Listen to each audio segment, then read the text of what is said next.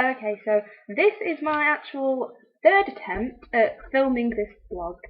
But yeah, my first attempt completely buggered it up. My second attempt got a little into it, and then my camera died, so I'm now on webcam. Right, so good luck, third time lucky, and I might be able to tell you something at least.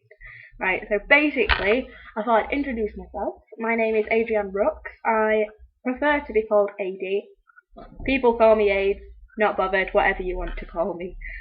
Basically, I'm in my third year doing interactive art, and for 3 years now I've been told to do a blog, and I'm on Blogger, but I can sit there in front of a computer and I'll think to myself, right, I need to write my blog.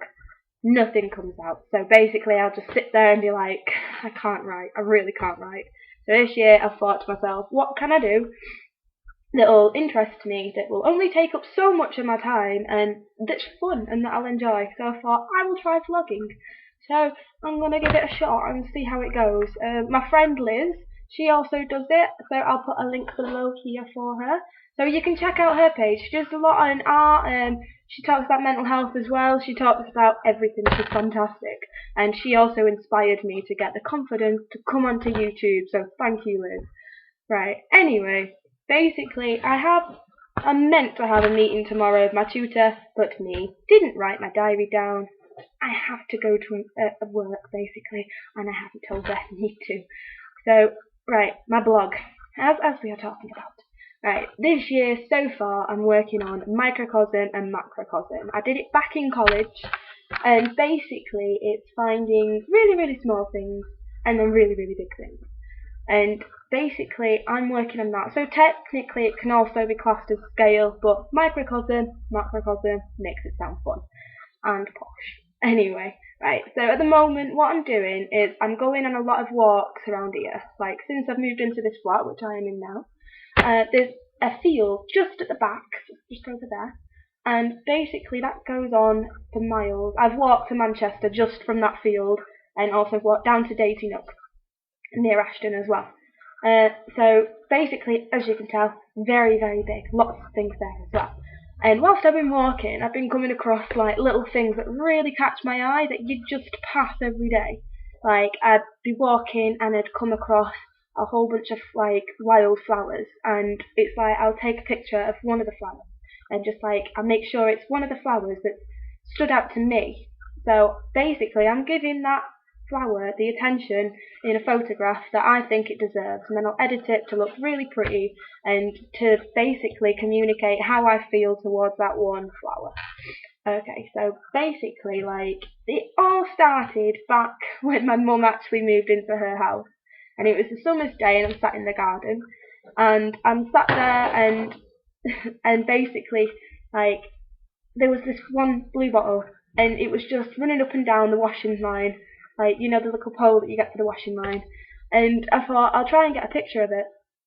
So basically, as you can see here, there's my picture, and it's not as detailed. I'll try and get like an image captured on the screen or something, but basically you can see everything, hairs on it, wings, the works, even its eyes, it looks a bit ringing. So I took loads of that, and it even let me stroke its wing, very cute. And I just carried on walking really, and like just looking around my garden, seeing what else I could find, and like there was dandelions and everything, and like I'll try and show it to the camera again. There's my dandelion image. So basically like tiny, tiny, tiny little things. I thought I'll give you the attention that you deserve, and that I think would actually demonstrate how important it is that these tiny things help to create a whole. So from that, and moving into here and going into the back field, I've just been experimenting with what it is that I can capture. And it's as much as the walk as it is the images itself. So basically like when I'm walking, it's what I think and what I feel, and these images are just little captures of what I've seen along the way and what I've experienced. But really it is more to do with the walk than it is to do with the photographs.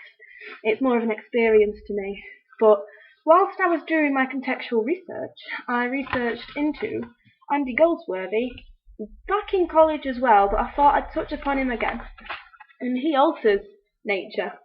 And basically, like, he'll go round and he'll pick up feathers off the floor and he'll create like a really nice image and then take a photograph of it to capture it and then leave it in nature itself, which is what I can communicate to, because that's what I do myself. I kind of take the picture and then I'll leave it to nature, and I've got my own personal captured image of it. I also looked into Richard Long, and I'm really inspired by one of his pieces that he did, where he basically goes on one walk, on one path, from one place to another, over and over and over again, and takes one black and white picture of the line that runs from the walk. I have a picture here as well to demonstrate. So there you go. You can kind of see the line here, and it runs all the way up, and that's his route, all the way back and forth. And I thought that was really inspiring because it's a way of playing with nature again, like Andy Goldsworthy, but also he's done it in his own little way, so it's more of a performance piece as he describes. But I think, though, that kind of ruins nature in a way, because if it is grass, but you've ruined it with your footprints going over and over again. Whereas when I go on my walks, I tend to take the paths that have already been dug up, whereas this one was fresh and he's done it himself. Then I came across Hamish Faulkner. Now, I've only just discovered his work in the past couple of weeks, but I really am inspired by his work because his work is about the walk itself, and I think that I can communicate with again, because it is literally you enjoying the walk and you having fun with your walking. So I've had a look at his work, and I think his artwork as well is pretty good, because it's like I can communicate to it, and also it'll give my images a bit more meaning to me, but I don't want to kind of steal his thunder. And basically, you don't know whether you can see it here, but this middle image just here, he's got a picture of the mountain, and it's written on it as well, and he's just put mountain time, human time, Hamish Faulkner, and it's just written over the image. But I thought I'll try and experiment with that, see what I can do with it. So yeah, basically at the moment I am still looking into the artist research. I've got the work there, and it's kind of like getting the inspiration from elsewhere and just combining them both together. But that is my work so far. So yeah, you've listened to me waffle on now for minutes about artwork that really doesn't matter to you, but I really hope you have enjoyed, because I've enjoyed filming it in the short space of time I have before I'm embarrassed when my flatmate comes in and sees me talking to a camera. So anyway, peace out.